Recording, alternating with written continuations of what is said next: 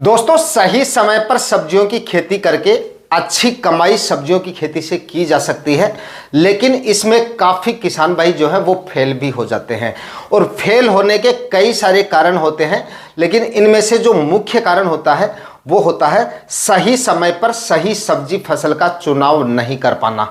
और नए किसान भाइयों के सामने इस तरह की समस्याएं काफ़ी ज़्यादा आती हैं। सब्जियों की खेती भी करना चाहते हैं, उसके बाद में सही समय पर सब्जियों की बुआई भी कर देते हैं, लेकिन सही समय पर सही सब्जी फसल का चुनाव नहीं होने की वजह से सब्जियों की फसलों से अच्छे मंडी भाव उन्हें नहीं मिल पाते हैं, या आगे आने वाले दिनों में मौसम उस फसल के अनुकूल नहीं होने की वजह से उत्पादन ठीक से नहीं मिल पाता है। और नतीजा ये निकलता है कि इनमें जो खर्चा होता है किसान भाइयों का वो भी ठीक से नहीं निकल पाता है और सब्जियों की फसलों से अच्छी कमाई वो नहीं कर पाते हैं, और कई बार तो घाटे जैसे चांसेस भी हो जाते हैं। और इसके बाद में अगली बार किसान भाई सब्जियों की खेती करना बंद कर देते हैं, या सोचते हैं कि सब्जियों की खेती में कोई कमाई नहीं है, कोई मुनाफा नहीं है, किसी भी तरह का फायदा नहीं है। सबसे ज्यादा प्रॉफिट सब्जियों की खेती से लिया जा सकता है, लेकिन सही समय पर सही सब्जियों की बुआई करके। सही समय पर सही सब्जियों की बुआई करेंगे तो मंडी भावों के मिलने के जो चांसेस होते हैं वो काफी अच्छे होते हैं। तो इस समय भी जो किसान भाई सब्जियों की खेती करना चाहते हैं, अच्छी कमाई सब्जियों की फसलों से करना चाहते हैं, अच्छा उत्पादन सब्जियों की फसलों से लेना चाहते हैं, और कोई अच्छे मंडी भाव वाली और अच्छे मुनाफे वाली सब्जी फसल इस समय पे अगर आप लगाना चाहते हैं, तो आज का ये वीडियो आपके लिए काफी ज्यादा इंफॉर्मेटिव होने वाला है। अक्टूबर के पहले सप्ताह में या फिर 15 अक्टूबर के आसपास तक अगर आप इस फसल को लगा देंगे तो आने वाले दिनों में काफी जबरदस्त आपको इस फसल के मंडी भाव मिलेंगे, काफी जोरदार उत्पादन आपको मिल जाएगा और काफी अच्छी कमाई बिल्कुल कम खर्चे में आप कर पाओगे। तो इस फसल की पूरी जानकारियों के लिए वीडियो पे एंड तक आपको बने रहना है, और वीडियो अगर आपके लिए इंफॉर्मेटिव रहे तो वीडियो को लाइक शेयर करके और चैनल को सब्सक्राइब जरूर कर लीजिएगा, ताकि खेतीबाड़ी से रिलेटेड वीडियो सही समय पर सही जानकारियों के साथ आपको मिलते रहे। नमस्कार दोस्तों, मेरा नाम है सुरेश और आप देख रहे हैं खेत किसान झुंझुनू। दोस्तों, इस वीडियो में हम आपको जिस फसल के बारे में बताने जा रहे हैं उस फसल की बुआई अगर बताए गए समय के अनुसार आप कर लेंगे तो यकीन मानिए आने वाले दिनों में सब्जियों की फसलों से काफी अच्छी कमाई आप कर लेंगे, और वो भी बिल्कुल कम खर्चे में। इस फसल से उत्पादन तो आपको काफी जबरदस्त मिलेगा। 1 एकड़ में अगर आप इस फसल को लगाएंगे तो करीब करीब आप ये मानिए कि 200 से 250 क्विंटल तक आपको उत्पादन मिल जाएगा अगर सही तरीके से खेती करेंगे और सही समय पर इसकी बुआई करेंगे तो मंडी भाव भी आपको काफ़ी ज़बरदस्त मिल जाएगा, और वो भी बिल्कुल कम खर्चे में। बुआई से पहले सावधानियां और बुआई का तरीका वो भी आपको मैं बताऊंगा। इस समय पे अगर आप सब्जियां लगाना चाहते हैं तो आप इस समय पे आलू की बुआई कर सकते हैं, और आलू की खेती से काफी शानदार कमाई की जा सकती है अगर बताए गए समय पर आप इसकी बुआई कर लेते हैं। इसकी खेती अगर आप करते हैं तो मंडी भावों की बात कर लेते हैं। देखिए, सबसे पहले फिलहाल के मंडी भावों की बात की जाए तो अधिकतर राज्यों की अधिकतर मंडियों में इसके जो भाव है फिलहाल वो 20 रुपए से ऊपर चल रहे हैं होलसेल भाव। आने वाले दिनों में भी 10 से 15 रुपए के भी आलू के मंडी भाव अगर आपको मिल जाते हैं, 15 रुपए के मंडी भाव अगर आपको मिल गए और बताए गए तरीके से खेती कर लेंगे तो 200 क्विंटल तक अगर आपको उत्पादन मिल जाता है तो काफी अच्छी कमाई आलू की फसल से हो जाती है। सबसे पहले मैं आपको जानकारी दे दूं कि इसकी बुआई कब तक आपको कर देनी है। तो देखिए, इसकी बुआई का जो एकदम सही समय है वह है सितंबर का आखिरी सप्ताह या फिर अक्टूबर का पहला सप्ताह। इस समय के दौरान अगर आप आलू की बुआई कर देंगे तो आपकी जो आलू की फसल है वो काफ़ी अगेती होगी, उत्पादन भी काफ़ी शानदार मिलेगा। और जो पाले वगैरह का प्रकोप होता है आगे चलकर आलू की फसल में पाले का काफ़ी ज़्यादा प्रकोप हो जाता है। पाले की वजह से काफ़ी बार जो है सब्जियां जो है किसानों की वो चौपट भी हो जाती है। आलू की फसल पे पाले का असर सबसे ज़्यादा देखा जाता है। तो इस समय के दौरान अगर आप आलू की बुआई कर देंगे तो आपके आधे से ज़्यादा जो आलू है वो तैयार हो जाएंगे।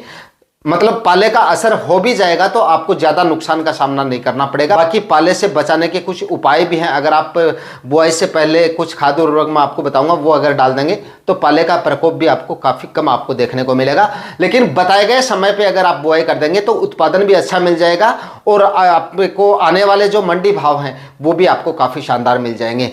मतलब कि 25 अक्टूबर से पहले पहले आप इसकी बुआई कर दें अगर सबसे अच्छा आपको इसका उत्पादन लेना है, और उसके बाद में लगभग 5 से 10 नवंबर तक आप लगातार इसकी बुआई कर सकते हैं। उसके बाद में जो किसान भाई बुआई करते हैं उनको इसका कितना उत्पादन मिलेगा, क्या मंडी भाव मिलेंगे। हालांकि मंडी भाव पे तो कोई ज़्यादा फर्क नहीं पड़ेगा, लेकिन उत्पादन जरूर प्रभावित हो जाता है। उसके बाद में अगर आप इसकी खेती करते हैं तो उत्पादन उतना ठीक आपको नहीं मिलता है जितना अच्छा उत्पादन 25 अक्टूबर के आसपास तक अगर आप इसकी बुआई कर देंगे तब आपको मिलेगा।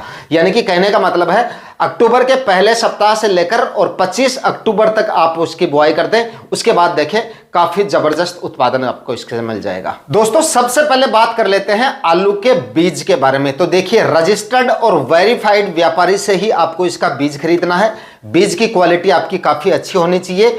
उसके बाद में बीज खरीदने के बाद में बुआई से लगभग 2-3 दिन पहले बोरे को खोलकर और अपने बीज को एकदम चेक कर लेना आपको, मतलब बीज की अच्छे से जांच कर लेना है। जितने भी सड़े गले कंद वगैरह हैं उनको अलग हटा देना है। सड़ा गला और जो खराब कंद होते हैं उनको आपको अलग हटा देना है। खेत में इसकी बुआई नहीं करनी है, वरना आपकी काफ़ी ज़्यादा फसल इससे प्रभावित हो सकती है। और उसके बाद में जो कंद उसके बचते हैं, मतलब आपने जो कंद छांट लिए हैं जो आपको बुआई करने हैं, उनमें से 30-40 ग्राम तक के जो कंद हैं उनको तो आपको साबुत उनकी बुआई कर देनी है। और जो बड़ी आकार के कंद हैं उनको आपको काटकर और उसके बाद में आपको उसकी बुआई करनी है। बुआई से पहले आलू के बीजों को उपचारित करना काफ़ी ज़्यादा जरूरी है। इसके लिए एक फंगिसाइड ले लीजिए, मेटालेक्सिन 8% और जो मैनकोजेब होता है वो 64% वाला एक फंगिसाइड लीजिए। 3 ग्राम पर लीटर पानी के हिसाब से घोल तैयार कीजिए और इसी के साथ में थाइमाथोक्सम 25% WG फॉर्म में आपको मिलेगा, वो ले लीजिए 1 ग्राम पर लीटर पानी के हिसाब से। ये इंसेक्टिसाइड ले लीजिए, यानी कि थाइमाथोक्सम 25% WG पाउडर फॉर्म में आपको मिलेगा, ये लेना है। और जो फंगिसाइड बताएगी मात्रा लेके, और उसके बाद में बीज को अच्छे से उपचारित करके और उसके बाद में आपको लगाना है, ताकि फफूंद जनित रोगों का प्रकोप आपको कम से कम देखने को मिलेगा। क्योंकि आलू की कटिंग हो जाती है, तो कटिंग के बाद में अगर हम आलू को लगाते हैं, क्योंकि कई बार हमें आलू की जो बीज होता है वो बड़ी साइज का भी मिल जाता है, तो बड़ी साइज का अगर आप बीज डालेंगे तो बीज की मात्रा आपकी काफी ज्यादा हो जाएगी। इसीलिए मैं आपको बीज की मात्रा नहीं बता रहा हूं, क्योंकि एग्जैक्ट मात्रा आपको बीज की नहीं बता सकता मैं कि 1 एकड़ में आपका कितना बीज लगेगा। हो सकता है 1.5 से 2 क्विंटल से भी काम चल जाए, और हो सकता है 3 से 4 क्विंटल बीज भी आपका लग जाए। वो आप पे डिपेंड करता है कि आपके बीज की साइज क्या है, आप कटिंग करके लगा रहे हैं या साबुत बीज डाल रहे हैं, बीज की साइज क्या है। दूसरा डिपेंड करता है कि बोरे में आपका बीज जो है वो खराब कितना निकला है, क्योंकि सड़ा गला कंद जो है वो काफी ज्यादा निकल आते हैं कई बार, तो वो भी आपको छटाई करके अलग कर देना, तो वो भी बीज का वजन जो है वो कम हो जाता है। इसलिए वजन एग्जैक्ट नहीं बता पाऊंगा, लेकिन आप जो बुआई कर रहे हैं, कंद की जो बुआई कर रहे हैं, उनके जो छोटी साइज है 30 से 40 ग्राम के जो बीज है वो आपको साबुत बुआई कर देना है, और जो बड़ी साइज के जो कंद हैं उनकी आपको कटिंग करके उसके बाद में लगाना है। लेकिन कटिंग करने के बाद में फफूंद जनित रोगों का प्रकोप और भी ज्यादा बढ़ने के चांसेस हो जाते हैं, क्योंकि हमारे जो हाथ वाथ है वो भी लग जाते हैं। जिस औजार से हम आलू की कटिंग करते हैं उससे भी जो है बैक्टीरियल इन्फेक्शन हो जाता है, और उसके बाद में आलू के बीज में जो है फफूंद जनित रोगों का प्रकोप हो जाता है, और उसके बाद में आपकी फसल काफी ज्यादा प्रभावित हो सकती है। तो बीज को उपचारित करना काफी ज्यादा जरूरी है। उसके बाद में बात कर लेते हैं जमीन की तैयारियों की और बुआई के तरीके के बारे में। तो देखिए इसके लिए आपको खाद और उर्वरकों की बात करें तो सबसे पहले आपको सड़ी हुई गोबर की खाद 2 से 2.5 ट्राली एकदम सड़ी हुई गोबर की खाद आपको डालनी है पहले कल्टीवेशन से पहले। उसके बाद में 2 से 3 बार अच्छी तरह से जमीन का कल्टीवेशन करके और मिट्टी को एकदम से भुरभुरा बना ले और जमीन को एकदम से समतल बना लेना है, क्योंकि बाद में आगे चलकर सिंचाई के समय या बारिश वगैरह होने की वजह से जल भराव जैसी समस्याएं बिल्कुल नहीं होनी चाहिए। जल भराव जैसी समस्याएं होंगी तो भाई आपके आलू की फसल जो है वो काफी ज्यादा प्रभावित हो सकती है। इसलिए मतलब ऐसे खेत का चुनाव करें जहां पे आपकी जो जमीन है वो एकदम समतल होनी चाहिए, कहीं भी ज्यादा गड्ढे वड्ढे नहीं होने चाहिए, एकदम जमीन को एकदम से समतल कर लेना है और मिट्टी को भुरभुरा करना काफी ज्यादा जरूरी है। इसके लिए करीब 2 से 3 कल्टीवेशन भी अगर आपको करने पड़े तो आप करें, क्योंकि जमीन की तैयारियां जितने आप अच्छे से करेंगे उत्पादन उतना ही बेहतर आपको मिलेगा। उसके बाद में बेड बनाकर आप इसकी खेती करें। अगर अच्छा उत्पादन आलू की फसल से आपको लेना है तो बेड बना के अगर आप इसकी खेती करेंगे तो कंद की साइज आपको काफी शानदार मिलेगी और प्लांट भी आपके काफी हेल्दी और स्वस्थ रहेंगे। इसके लिए 3-3 फीट की दूरी पे बेड बनाइए और एक बेड पर 2 लाइनों में बीजों की बुआई करें। 10 से 15-15 सेंटीमीटर की दूरी पे आप जो है बीजों की बुआई कर सकते हैं। यानी कि बेड की ऊपर की जो साइज है वो करीब आप 3 फीट रखें, यानी कि बेड की जो ऊंचाई है वो तो करीब आप 1 फीट रखें और बेड की जो चौड़ाई है ऊपर से जो चौड़ाई है वो करीब 2.25 से 3 फीट होनी चाहिए। और उस बेड के ऊपर 2 लाइनों में आपको आलू के बीजों की बुआई करनी है और और बीज से बीज का जो डिस्टेंस है वो 10 से 15 सेंटीमीटर तक आप रख सकते हैं। और हर बीज को जिगजैग आपको लगाना है, मतलब जिगजैग, आमने सामने नहीं लगाना है, जिगजैग लगाना है, ताकि डिस्टेंस और भी ज़्यादा बढ़ जाता है इससे, तो जिससे आपके आलू की जो ग्रोथ है वो काफ़ी अच्छी खासी बनी रहती है और आगे चलकर रोग बीमारियां भी आपको काफ़ी कम देखने को मिलती है। लेकिन बीच में जो डिस्टेंस है वो करीब 1 से 1.5 फीट रहेगा। अगर आप 3-3 फीट की दूरी पे बेड बनाएंगे, इतना डिस्टेंस काफ़ी है।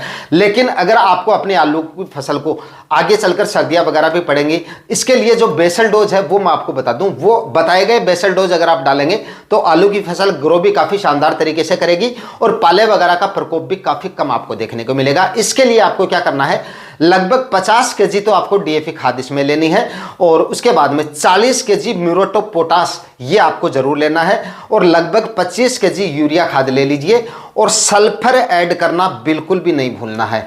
3 से 4 केजी प्रति एकड़ के हिसाब से 90% में जो सल्फर आती है वो आपको लेनी है। सल्फर आपकी आलू की फसल में इस समय अगर आप लगाएंगे तो काफ़ी अच्छा काम करेंगी, क्योंकि आगे चलकर मैंने आपको बताया था पाले वगैरह भी पड़ेंगे, क्योंकि सल्फर आपकी फसल को बदलते मौसम की वजह से होने वाले स्ट्रेस से बचाता है और कई बार पाले वगैरह पड़ते हैं तो इससे भी आपकी फसल में कम से कम नुकसान आपको देखने को मिलेगा। तो सल्फर का इस्तेमाल जरूर करें, ये बेसल डोज डाल के उसके बाद में आपको बेड तैयार करके और उसके बाद में आपको आलू के बीजों की बुआई कर देनी है। दोस्तों, आलू की फसल में और कोई ज्यादा रोग बीमारियां तो नहीं देखी जाती हैं, लेकिन ग्रोइंग अवस्था में जब वातावरण में नमी वगैरह बढ़ जाती है उस समय पे ब्लाइट जैसी समस्याएं काफी ज्यादा देखी जाती हैं।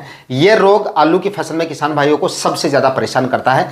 तो प्रिवेंटिव में अगर आप स्टेप लेके चलेंगे तो इस तरह की समस्याएं आपको देखने को नहीं मिलेंगी। शुरुआत में आप जो है कार्बेंडाजिम और मेनकोजेब जो 12 और 63% में जो फंगीसाइड आता है, प्रिवेंटिव में आप इसका जो है इस्तेमाल कर लीजिए। उसके बाद में धानुका कंपनी की एक कोनेका फंगीसाइड आती है जिसके अंदर कासुगाइमासिन और कॉपर ऑक्सीक्लोराइड होता है, उसका आप इस्तेमाल कर लीजिए।